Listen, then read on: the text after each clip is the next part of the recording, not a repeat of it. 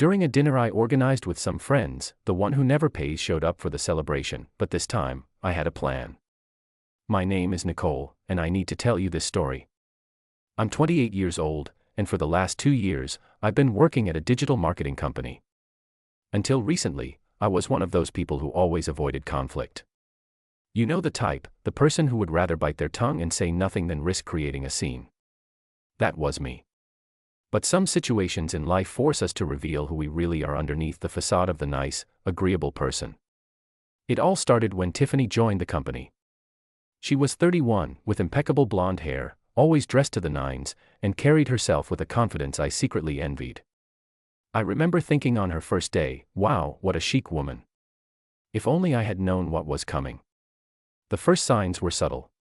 During the welcome lunch we organized for her, the bill arrived, and as everyone started calculating their share, Tiffany suddenly became intensely busy with her phone. "Oh, guys, I'm so sorry," she said, getting up in a hurry. "That's my mom calling with an emergency. Can you just split my part for me? I'll Venmo you later." Of course, she never did. The following week, during happy hour, it was the same story. Tiffany ordered 3 expensive cocktails, disappeared to the restroom when it was time to pay, and returned claiming her credit card was having a system problem. Lucas, who was always too kind for his own good, ended up covering her tab. I watched all of this unfold with a mix of disbelief and a strange admiration for her sheer audacity. How could someone do that without an ounce of shame?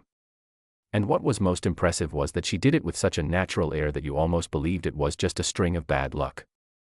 This pattern continued for months. Tiffany always had a creative excuse at the ready. "I left my wallet in the car. My banking app is down. I just got an emergency call." And she always delivered these lines with such a sincere expression, as if she were truly the unluckiest person alive. Meanwhile, I couldn't help but notice she drove a brand new Audi, carried handbags that cost more than my monthly salary, and always had her nails perfectly manicured at those high-end salons downtown. Her desk at the office was a constant display of shopping bags from stores I only knew by window shopping. During group lunches, she would invariably forget her wallet or receive an urgent call just as the check hit the table. At after-work happy hours, she'd order the most expensive drinks on the menu but mysteriously have to rush out before settling up, always promising to transfer the money later, a promise that never materialized. After 6 months of observing this behavior, I started to realize it wasn't just coincidence or bad luck. It was a well-orchestrated system. Tiffany had perfected the art of exploiting her colleagues' goodwill, always taking advantage of our politeness and our shared reluctance to create conflict. The most infuriating part was that she didn't seem to have any real financial problems. On the contrary, she flaunted a lifestyle that most of us could only dream of. It was clear she simply didn't want to pay when she could get others to pay for her. I began mentally documenting each incident, each lame excuse, each broken promise, not knowing that I would soon have the perfect opportunity to use all this information. The truth is, I was starting to feel like a fool for letting this continue. It wasn't just about me, it was about watching her do this to genuinely good people like Lucas, who worked tirelessly to support his sick mother, or Zoe, who had just moved to the city and was trying to get on her feet. One day, during another group lunch, I watched Tiffany perform her usual routine. This time, she had ordered the most expensive dish on the menu, a grilled salmon for $45, while the rest of us chose more affordable options. When it was time to pay, she got an urgent call from the dentist and had to dash. "Guys, I'm so sorry. My dentist said my root canal is getting inflamed and I have to go right now," she announced dramatically. Already grabbing her purse. "Can you cover me? I swear I'll transfer it today." Of course, she didn't. And to make matters worse, that following Monday, she was showing off a new haircut and color that clearly cost upwards of $300. When someone complimented it, she replied casually, "Oh, I just went to my usual salon. This weekend, I also treated myself to a deep conditioning treatment, an eyebrow shaping, and a manicure. You have to take care of yourself, right?" It was in that moment that I understood. It wasn't about money for emergencies, it was about priorities. For Tiffany, maintaining her appearance was a mandatory investment, but paying her share for outings with colleagues was an optional expense. After all, there was always someone else to cover for her. The last straw came on a Tuesday in October that I will never forget. It was the birthday of Zoe, our 25-year-old graphic designer. She is one of those genuinely sweet people, having moved from Oregon a few months prior and still adjusting to life in the big city. To celebrate, she brought in a tray of her grandmother's special brownies. It's a family recipe, she explained, beaming with pride as she uncovered the tray in the break room. They're made with imported Belgian chocolate and pecans that my grandma sends from Oregon. She always made them for my birthday when I was a kid. You could see on her face how much this gesture meant to her, the care she had taken, waking up at 5 a.m. to bake something special to share with us. The tray was beautifully arranged with 12 perfectly cut brownies, each decorated with a single pecan on top. Zoe had even placed a handwritten card beside it, "Thank you for making my first year here so special." Tiffany arrived late that day, as usual. When she saw the brownies in the break room, she simply devoured half the tray before any of our other colleagues had a chance to try one. I was getting coffee when I witnessed the scene. She ate one after another as if she owned them, not even bothering to read Zoe's heartfelt card. When Zoe came into the room to gather everyone and saw that only 4 brownies remained for a team of 15 people, her face just fell. "Tiffany," she said delicately, still trying to maintain her composure, "I made those for everyone to try. They were for us to celebrate together." Tiffany's response left me speechless. It was the moment I realized she wasn't just an opportunist, she was genuinely cruel. "Oh, sorry, but they were kind of dry anyway," she said, licking her fingers theatrically. "You should use a better recipe next time. Maybe less flour. And this chocolate tastes like the cheap kind from the supermarket." I saw tears well up in Zoe's eyes. She had spent over $100 on imported ingredients, woken up in the middle of the night, and was now being publicly humiliated.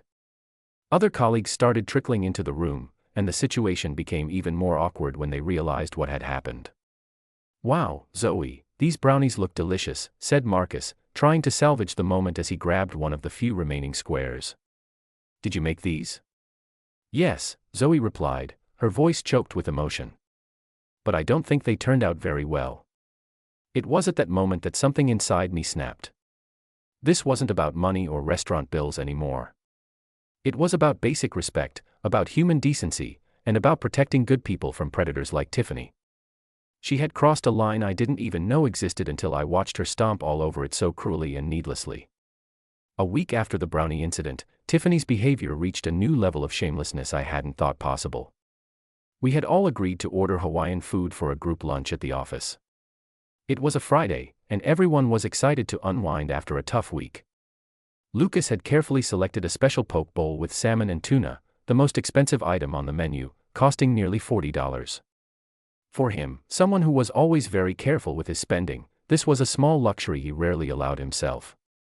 I remember him saying, "I only let myself have this treat once a month." When the food arrived, Lucas was on an important call with a client from the West Coast. It was a negotiation he had been working on for 3 weeks to close a 6-month contract, so he couldn't just hang up. He gestured to us that he'd be quick and left his food on the kitchen counter with everyone else's. Tiffany saw his poke bowl sitting there and, without a moment's hesitation, took it and started eating. It wasn't an innocent mistake. She glanced around, saw that no one was paying attention, and simply appropriated the most expensive meal that had been ordered. When Lucas finally finished his call 15 minutes later and went to get his lunch, he found only the empty container in the trash can. "Tiffany, that was my poke bowl," he said, still trying to process what had happened as he pointed to the container she had just tossed. "Oh, I thought it was mine," she replied without missing a beat, as if it were the most natural thing in the world. "It was just a misunderstanding." "But you didn't even order a poke bowl," Lucas insisted, visibly struggling to remain calm. "You ordered the quinoa salad. It's right there on the counter with your name on it." Tiffany just shrugged, with an indifference that was almost impressive. "Well, I've already eaten it now. Can't undo it. Besides, the salmon was kind of bland. You should complain to the restaurant." Lucas, who is normally the most patient person in the world, completely lost it. His voice rose several octaves. "You can't just take other people's food. This is unbelievable. I was looking forward to this all week." "Wow, how rude," Tiffany shot back, feigning shock and placing a hand on her chest in a theatrical gesture. "There's no need to yell at me over a simple misunderstanding. What is with this aggression?" Honestly, Lucas, I thought you were more mature than that. She stormed out of the office, acting indignant, leaving Lucas without his lunch, without the money to order another one, and on top of it all, making him feel like he was the villain in the story. It was the most stunning display of manipulation I had ever witnessed. In a matter of seconds, she had transformed Lucas from the victim into the aggressor and had managed to position herself as the offended party. That night, as I drove home, I couldn't stop thinking about everything that had happened. Zoe, humiliated. Lucas, exploited and then vilified. And me, always watching silently, always avoiding confrontation, always being the polite person who didn't want to cause trouble. But mostly, I couldn't forget the look on Lucas's face when he realized he wasn't going to have lunch. He had worked all morning without a break, anticipating that poke bowl. And the way Tiffany had managed to make him feel guilty for being upset about his own loss was diabolical. I arrived home with a new sense of resolve. My boyfriend, David, works as a chef at an Asian fusion restaurant downtown, and I knew exactly how to use this connection to my advantage. It was time for Tiffany to meet a version of Nicole she hadn't seen yet, the version that doesn't stand by and watch good people get taken advantage of. I called David that same night. Honey, I need a favor. Do you guys still offer discounts for corporate groups? When he confirmed they did, I smiled for the first time in weeks.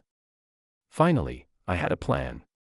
The next morning, I sent an email to 8 people from the office, including Tiffany. Hey everyone, how about we organize a get-together this Friday? I found an incredible restaurant that gives discounts for groups. It'll be at Sakura Fusion at 7 p.m. The discount is on me. When a few of my closer friends warned me about including Tiffany on the list, I just smiled mysteriously. Trust me, I said. This time will be different. I chose Sakura Fusion strategically. It wasn't just because of my connection to David, but because it was the perfect location for my plan. The restaurant was on the 22nd floor of a commercial building with a single entrance controlled by elevators. Once you were up there, it was practically impossible to leave discreetly without being noticed by everyone at the table. Furthermore, the dishes ranged from $35 to $65 each, not exorbitant for a sophisticated place, but expensive enough to make any attempt to dine incredibly embarrassing. And David had guaranteed me a private table in the back of the restaurant, away from the main flow of traffic and, more importantly, far from any inconspicuous exit. During the week, I observed Tiffany at the office with a new perspective. Now that I knew what to look for, I could see all the subtle signs of her manipulative behavior, the way she always positioned herself at the far end of the table from where the bill would be placed, how she mysteriously had to take important calls right when it was time to split the check, the calculated way she timed her emergencies. David helped me plan every detail. Are you sure you don't want to tell me the full plan? He asked during the week, curious about my sudden determination to organize this dinner. Just trust me, I replied. And make sure our table is as isolated as possible. I need it to be impossible for someone to leave without everyone seeing them go.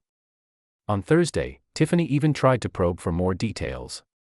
Nicole, what kind of food do they serve at this place? She asked with an innocent smile that I now recognized as completely calculated.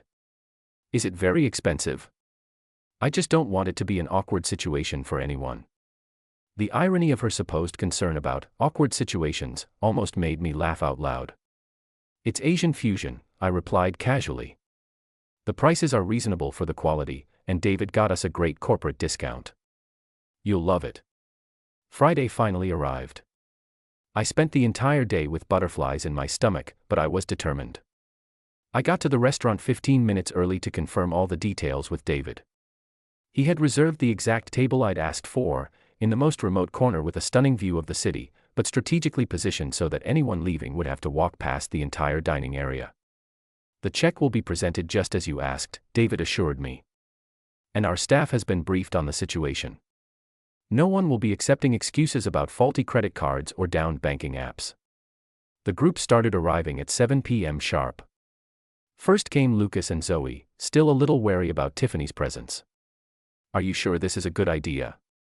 Lucas whispered as he arrived. Just watch, I replied. This time will be different. Then came Sarah, our account manager, along with Michael and Amanda from the finance department. Last were James and his boyfriend, Kevin, who also worked with us in IT. Tiffany, of course, was the last to show up. She swept into the restaurant as if she owned the place, wearing a black dress that clearly cost more than my monthly rent and a pair of shoes I was sure I had seen in a Louboutin window for over $1,000. "What a gorgeous place, Nicole," she exclaimed, looking around with genuine approval. "You have such great taste. And what an incredible view.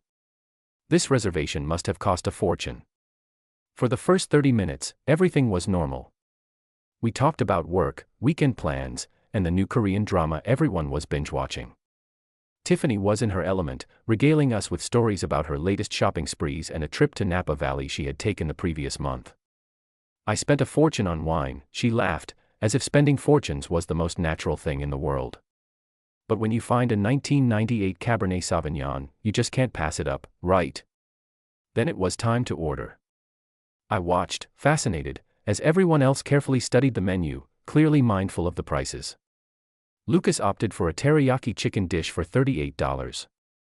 Zoe chose a salmon salad for $32. Sarah and the others made similarly budget-conscious choices. Tiffany, on the other hand, acted as if she were at a free buffet. "I'll have the premium sashimi combo," she announced without hesitation, pointing to the most expensive item in the raw fish section, and also the special tempura shrimp as an appetizer. I discreetly checked the menu. The sashimi was $58. The shrimp, $42. "And how about we order some sake for the table," she continued, already flagging down the waiter without consulting anyone. "The premium one.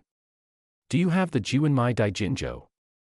Before anyone could politely object, she had ordered a bottle of sake that cost $85. "It's on the house, guys," she declared. "To celebrate our friendship and this wonderful place Nicole found." Of course, on the house meant it would be split among all of us, raising each person's bill by another $10. During dinner, I watched as Tiffany executed her usual performance. This time, however, I was prepared.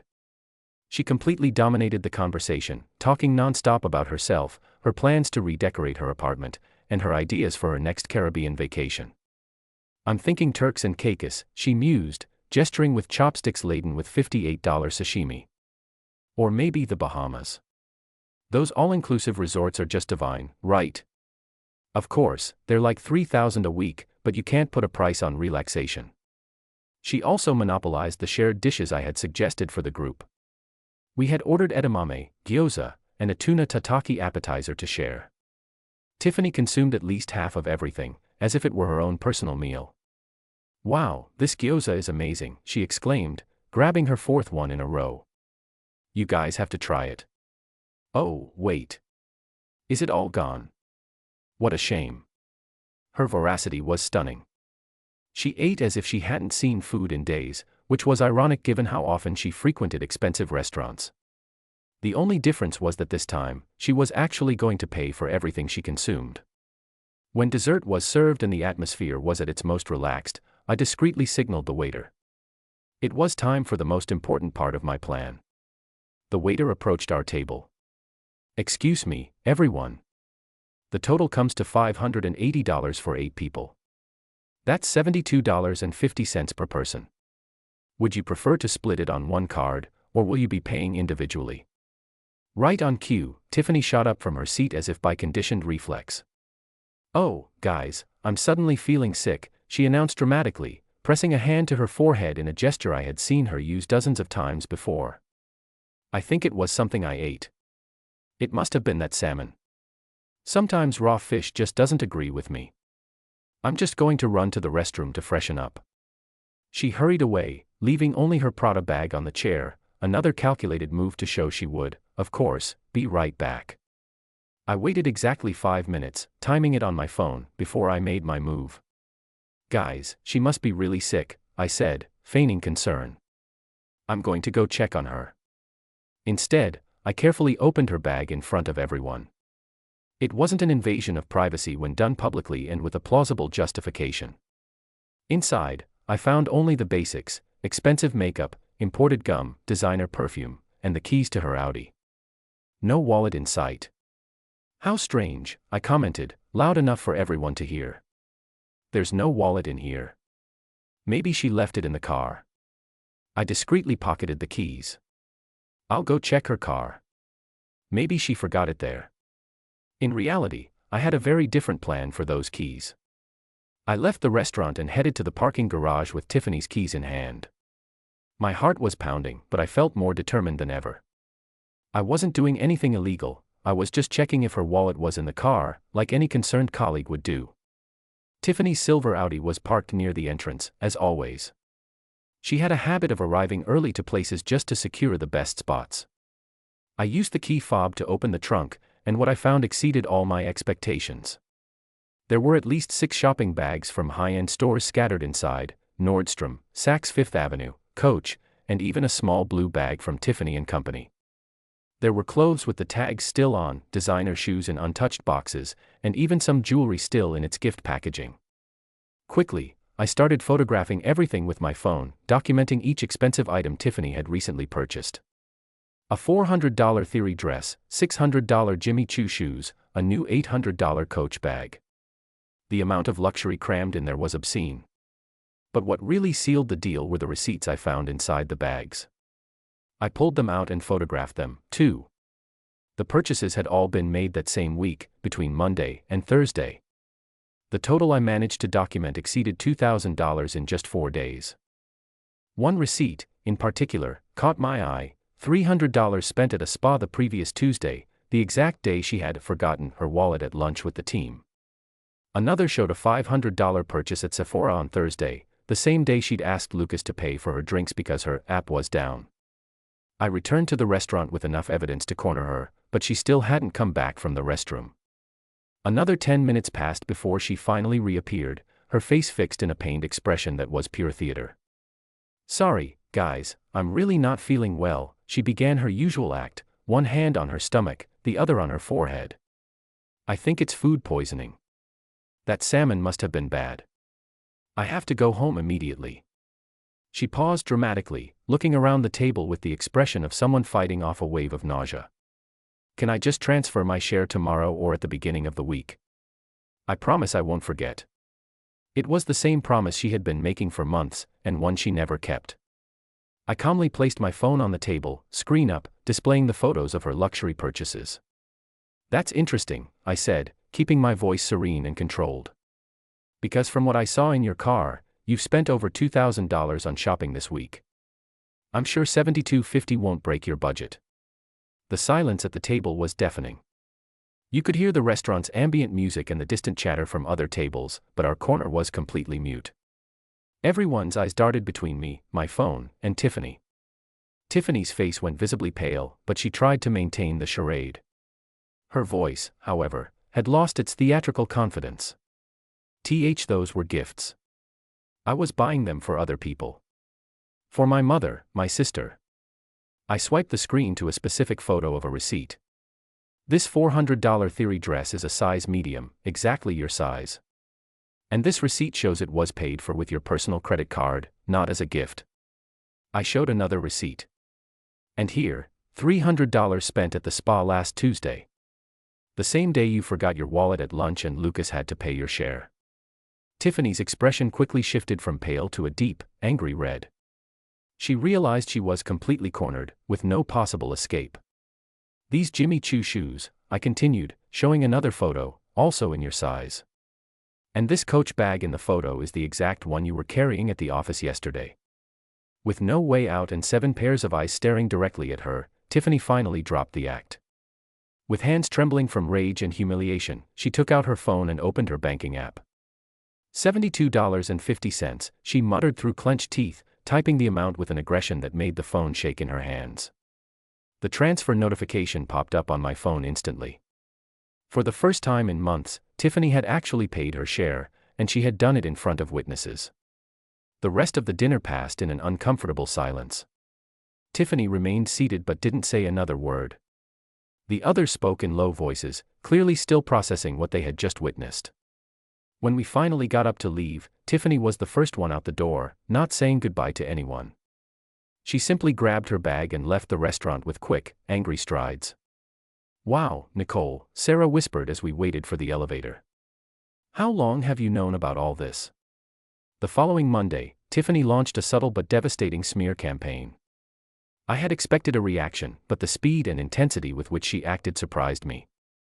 It was as if she had spent the entire weekend plotting her counteroffensive.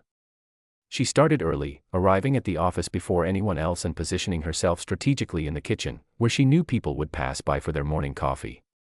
When Amanda from finance arrived, Tiffany was already there, her eyes red as if she'd been crying. "Hi, Amanda," she said in a fragile voice that I immediately recognized as another performance. "Do you have a minute? I just need to vent to someone about what happened on Friday." Throughout the morning, I watched Tiffany repeat the same scene with different people. For each colleague who appeared, she spun a slightly different version of the story, always painting herself as the victim of a cruel and humiliating attack. "Nicole publicly attacked me," I heard her whisper to Marcus from accounting. "She violated my privacy, went through my personal belongings, and humiliated me in front of everyone. I've never been so embarrassed in my life." For Rebecca from HR, the story had other details. "I was genuinely feeling sick, with suspected food poisoning, and she still forced me to pay. She showed zero empathy or compassion." And for Tom from marketing, she added a new layer: "The worst part is, I'm going through some financial difficulties that I prefer to keep private. My father is sick, and I have a lot of medical expenses." I thought she would understand, but instead, I was cruelly attacked. Tiffany's narrative was brilliantly constructed. She mixed elements of truth with convincing lies, always positioning herself as the vulnerable party. She painted our confrontation as an unprovoked assault by a cruel person against someone who was genuinely in need. What was most impressive was how she could modulate her voice and expression for each person. With the men, she used a more fragile, almost childlike tone. With the women, she was more indignant, appealing to female solidarity. With supervisors, she emphasized issues of professionalism and a hostile work environment. Honestly, she told Jennifer from communications, "I thought Nicole was more mature. I never imagined she could be so envious and petty just because I have a better car than her." When Lucas told me about the rumors that were spreading, I felt a mixture of anger and admiration for Tiffany's strategy. She had completely flipped the narrative in less than 48 hours. "Some people are starting to question what really happened on Friday," Lucas warned me during lunch. "She's saying you invaded her privacy, that it was all a misunderstanding, and that she's going through financial difficulties," added Zoe, who had heard the version told to Rebecca. "Like her father is sick and she has all these medical bills to pay." I knew I needed to prepare for this war of narratives. Tiffany had proven herself to be a master manipulator, and I couldn't underestimate her ability to turn the situation in her favor. I spent the entire week meticulously gathering evidence, like a detective building a case. First, I recovered all the screenshots of old messages where Tiffany had promised to Venmo later but never did. I had at least 15 different conversations from the past 6 months. Then, I dove into her social media: Instagram, Facebook, LinkedIn. Everything was public, and it was a goldmine of contradictory evidence. Her posts showed a lifestyle completely incompatible with someone in financial difficulty. There were photos of expensive trips: a weekend in Napa Valley in September, a getaway to Miami in August, a spa resort in Scottsdale in July. Each trip easily cost more than $2,000, based on the hotels and restaurants she tagged. The restaurant photos were especially revealing: dinners at sophisticated places at least 3 times a week, always with expensive dishes and premium wines. In one photo from August, she was holding a bottle of Dom Perignon champagne that costs over $300. The caption read, "Celebrating another project finished. Life's too short not to enjoy the little luxuries we deserve. #blessed #work hard play hard." I also collected written testimonies from Zoe about the brownie incident and from Lucas about the stolen poke bowl. Both wrote detailed accounts of how they were treated, including the exact words Tiffany had used. Zoe's account was particularly touching. She not only ate my brownies without asking, but she criticized me in front of other colleagues, saying they were dry and that I should use better ingredients. I had woken up at 5 a.m. to make something special for everyone using a family recipe and expensive ingredients I brought from Oregon. I felt humiliated and devalued. Lucas was more direct: "Tiffany just took my food and ate it. Then refused to pay for it or order another dish. When I confronted her politely, she made me look like the villain." It was pure manipulation. I created a detailed list of all the events where Tiffany had dodged payment, complete with dates, approximate amounts, and witnesses. The list had more than 20 different incidents over 6 months. Through a mutual connection on LinkedIn, I also discovered information about her behavior at her previous job. Apparently, Tiffany had pulled the exact same stunts at the public relations firm where she worked before. According to my source, she was notorious for forgetting her wallet and always finding excuses not to pay her share at social events. She did the same thing there, my friend told me over the phone. Always borrowing money for lunch and never paying it back. When she left the company, she owed at least 5 different people money. By the end of the week, I had a complete dossier on Tiffany's pattern of behavior. This wasn't just about a restaurant bill or a few dollars here and there. It was about a lifestyle built on the systematic exploitation of others' goodwill. During the happy hour the following Friday, Tiffany decided to execute her final act of revenge. She had chosen the perfect moment, the end of the week, a relaxed environment, and 15 colleagues present, including some who hadn't been at the dinner and had only heard her version of the story. She waited until everyone had at least one drink in them and the atmosphere was lively. Then, as if on a sudden impulse, she asked for everyone's attention. "Guys," she said, lightly tapping the table. "I know this isn't the right place to talk about this, but I need to clear the air about what happened last week." The bar grew quiet as everyone turned to her. It was exactly the audience she wanted. "I was attacked and publicly humiliated by Nicole," she began, her voice trembling with what appeared to be genuine emotion. "In front of you, my friends and colleagues, and all over a simple misunderstanding about a restaurant bill." She paused for dramatic effect, looking around to capture everyone's attention. "I was really sick that night," she continued, feeling awful with what was clearly food poisoning. "And yet, instead of receiving support and understanding, I was embarrassed and attacked." Her tears seemed real as she spoke. "What hurts the most is that I'm going through a difficult time financially. My father has health problems, and I have a lot of medical expenses. I thought I could count on my colleagues' understanding, but instead..." She let the sentence hang, allowing the silence to carry the implication that she had been treated with cruel insensitivity. It was a masterful performance. She had transformed a confrontation about her manipulative behavior into a story of bullying against a vulnerable person. Several people at the table seemed genuinely moved, especially those who didn't know the full context. I let her finish completely before I stood up calmly. My heart was racing, but my voice came out firm and controlled. "Since we're talking about this publicly," I said, connecting my phone to the bar's projector, which I had borrowed earlier, "I think everyone deserves to see the full picture." The first screen showed the photos of the luxury purchases I had taken in the restaurant parking lot.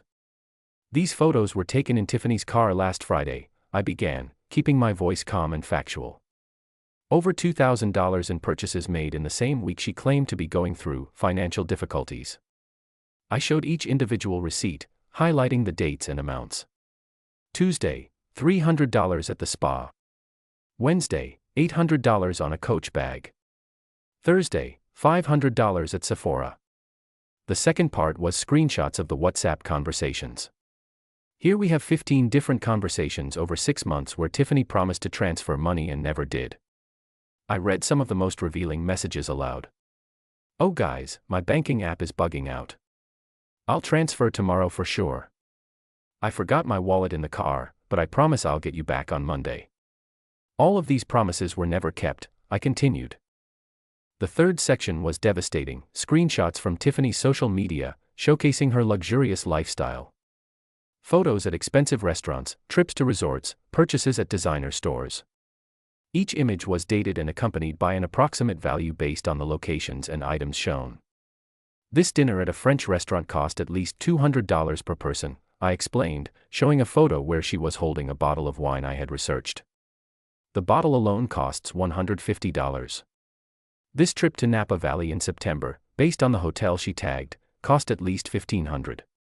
The fourth part was the testimonies from Zoe and Lucas.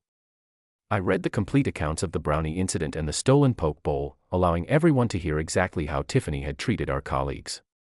After eating half of the brownies that Zoe had specially made for her birthday, I read, "Tiffany said, they were kind of dry anyway. You should use a better recipe." I could hear whispers of "wow" and "how cruel" from the group. The fifth section was about her pattern of behavior at her previous job. Through a reliable source, I discovered that Tiffany did the exact same thing at the company where she worked before. Multiple people reported money borrowed for lunch that was never returned and a consistent pattern of avoiding payment at social events. Finally, I showed the complete chronological list, 23 documented incidents in 6 months, with dates, approximate amounts, and witnesses present. The presentation lasted 10 minutes, and the silence in the bar was absolute. All her claims of financial hardship were contradicted by visual evidence of extravagant spending. Each story of a misunderstanding was contextualized within a clear and systematic pattern. When I finished, I looked directly at Tiffany. She was as pale as a ghost, with no words to refute such concrete and comprehensive evidence. "This is the information I have," I concluded. "Everyone can draw their own conclusions." Confronted with irrefutable evidence and 15 witnesses, Tiffany had no way to maintain her victim narrative. There was no possible excuse to explain how someone in financial difficulty could spend thousands of dollars on luxuries while systematically taking advantage of their colleagues. The group's reaction was immediate and unanimous. There was no discussion, no debate. The evidence spoke for itself. Sarah, our manager, was the first to speak. "Tiffany," she said, in a tone I had never heard her use before, "this is absolutely unacceptable. This behavior stops now." Marcus, who had been one of the most sympathetic to Tiffany's victim story, just shook his head in disbelief. "I can't believe you manipulated us like this." Tiffany tried one last, desperate defense. "You guys don't understand," she began, but her voice had lost all its theatrical conviction. "Things aren't that simple." "What's not simple?" Jennifer interrupted. "Spending $800 on a handbag and then saying you can't pay $70 for dinner. Or humiliating Zoe after eating her birthday brownies," added James, visibly irritated. From that moment on, Tiffany was unofficially banned from all office social events. It wasn't a formal declaration, but a tacit, collective understanding. No one would invite her to anything anymore. No one would accept her excuses. And no one would be exploited by her manipulation again. In the following days, it was fascinating to watch the office dynamic change. Colleagues who had been silently affected by Tiffany began sharing their own stories now that they felt safe to speak. Rebecca from HR told me Tiffany had borrowed $20 from her 3 months ago for emergency gas and never paid it back. Tom from marketing revealed that she always asked for rides to events but never offered to chip in for gas. Amanda mentioned that Tiffany had forgotten to contribute to the group gift for our boss's birthday. "I always thought it was strange," said Michael during lunch one day. "But I never wanted to seem petty by complaining about $20 or $30 here and there." "That's exactly it," I replied. She counted on our politeness and our reluctance to create conflict over small amounts. But when you add it all up, it was stunning to discover just how widespread the problem was. Tiffany had affected practically the entire team in some way, always using the same method, amounts small enough not to justify a confrontation, but large enough to accumulate a significant benefit for her over time. Lucas calculated that, just in the events he could remember, he had paid over $200 extra to cover Tiffany's share throughout the year. "When you put it on paper," he said, "it's kind of scary how much I was being taken advantage of." Zoe confessed that she had started avoiding social events because she felt uncomfortable with Tiffany's behavior but didn't know how to address it. "I thought it was just me," she said. "I thought maybe I was being too sensitive." 3 weeks after the presentation at the bar, Tiffany requested a transfer to another department. Officially, it was for new professional growth opportunities. In reality, everyone knew she could no longer function in an environment where her behavior had been so completely exposed. The transfer request was quickly approved.